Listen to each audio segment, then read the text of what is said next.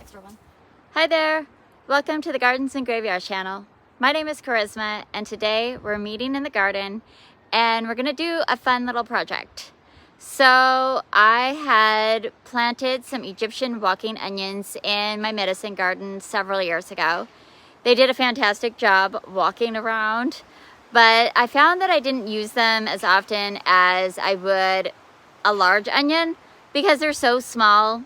They take multiple onions to like make a meal out of. I did use the greens of the walking onions and now it's really windy. Our neighbor's doing construction and it's windy, so I'm sorry if the vocals are all weird. I used the green stalks as a green onion, which was fantastic, but I just didn't use as many as this big old patch was taking up space in my garden. I didn't want to not have them. So I thought, why not try a project? I decided that I would try growing the walking onions in a tower. So we have a green stalk and ours is black, but it is a green stalk brand that we grow our strawberries in, which I absolutely love. It was a huge hit this year. But before I planted my strawberries in the green stalk, I put them in this tower of planters that is basically a generic knockoff of the green stalk that I just picked up all the planters at the Dollar Tree and stacked them up. We put a stake of rebar down into the ground, and then we drilled holes a little bit bigger in the bottom of the container. We just made sure that the hole in the middle of the container was just a little bit bigger than the regular drain holes, so that we could put each container over the rebar. We filled all the containers up with soil. It has biotone in it already, and now they're all ready to plant up. I left a couple of these intact so you could see how they were growing. So the bulb would be underneath the ground, and then the stalk would come up. And what happens is at the end of the stalk, once they're like 18 inches or 24 inches or so, they create these little bulblets. And you could see all the green on the bulblet. So what happens is the bulb gets too heavy and it falls and hits the ground, and then these become roots, and they root in, and then they start growing new green stalks and new bulblets, and then that's how they just keep walking like that. So my idea is that when they get these bulbs, I'm gonna just manually place them in the pocket below, and they could sprout in that pocket. So the whole stalk of planters will just have the walking onions walking up and down the tower. That's my idea anyway. I think it might be a little less messy looking than walking all over the garden. We'll see. But I want to try it. I definitely didn't want to like lose the plant entirely. We did a big harvest. I have about 3 pounds of onions. All these little onions this size, 3 pounds worth. They're a pain. So, yeah. Anyways, they're much more worthy in their greens, in my opinion. But let's just get these planted. I'm gonna put one onion in each pocket, and then I'm gonna leave every other pocket open so that they can walk into the empty pocket, if that makes sense.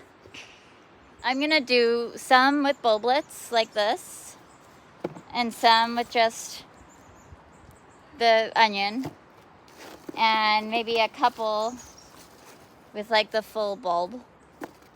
We'll just see how far we get.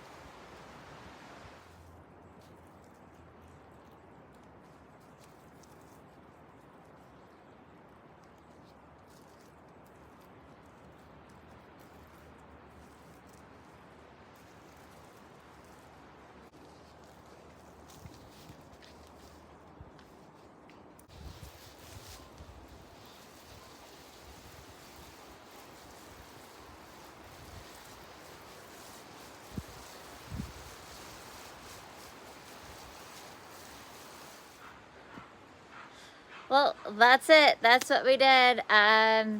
We planted a little over 24. I think there's like 26 couple little ones, bulbs. And then I just potted up all the rest of the little bulblets in one extra container. We don't want to put another container on top because it's getting a little too high above the rebar and we don't want it to catch wind and fall over. But I figured I had them, I may as well put them in some soil and let them grow. I can give them away, I can replace ones that didn't take, whatever. I don't expect to see a whole lot of growth on those until March or April. So we've got like 6 months of like this empty tower. Should be good to go. It's in full sun most of the day. We also took out a very old, struggling rhododendron. There was 2, and we thought it was one big one, and one side never did really well until we were able to like get all the other plantings that were around it out of there. And we realized there was 2 really good sized trunks, and one side always kind of struggled. And then when we got the ice storm this past winter, it just did not bounce back very well. And we planted a viburnum on the other side. The one rhododendron's doing great. So they're gonna meet in the middle and we're not gonna miss that empty space for very long. But it does give the other 2 plants some room to breathe. And it also gives this tower a little bit more sun. So win, win, win. And Spencer was thrilled to see it gone because it's just been on the struggle bus and it's just been looking kind of, you know, sad for a while. So it's nice to just let it go and let the healthy plants do their thing. So I hope you enjoyed this. I hope you were inspired to do something different and unique, even if, you know, if it's just a experiment.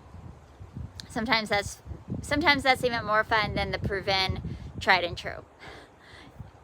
At least it is for me. And that's gonna be it for today's video. I hope that you're celebrating your life, and we will see you in the next video. Bye.